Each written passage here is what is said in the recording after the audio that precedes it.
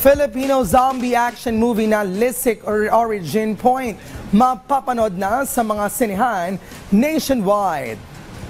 Isang kakaibang kwento ng aksyon at pighati ang hatid ng Lisik Origin Point, isang Filipino zombie thriller under Domnil International Films production na magbubukas sa mga sinehan nationwide sa darating na February 19. Bibigyan dito ang mga bagong artista na sina Nika de Guzman, Grace Rosas Tayo, Jeremiah Aliera, Rosemary Smith, at may special participation din ng batikang aktor na si Ramon Christopher Monching Gutierrez. Ang kwento nito ay umiikot sa buhay ni Cara, isang senior high school student na nagdadalamhati sa pagkawala ng kapatid niyang pinatay ng mga bully. At kasama ang kaibigan si Alicia, susubukan nilang labanan ng isang misteryosong impeksyon na naging sanhi ng pagbabago ng kanilang mga kaklase.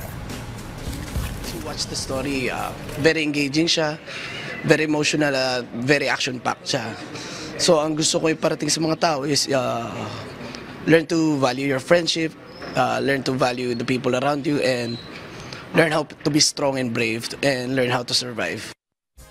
Kabang-abang rin ang Lisik Origin Point dahil bukod sa intense na kwento, tampok rin dito ang matinding suspense na magdadala sa inyo sa isang kakaibang zombie thriller experience. Aming pelikula is more on CGI. Ito yung makabagong teknolohiya na gustong-gusto ng mga kabataan na marami siyang mga visual effects like that. Ang Lisik Origin Point ay directed by John Renz Cahilig with a story concept and executive production by Dominic Orhalo.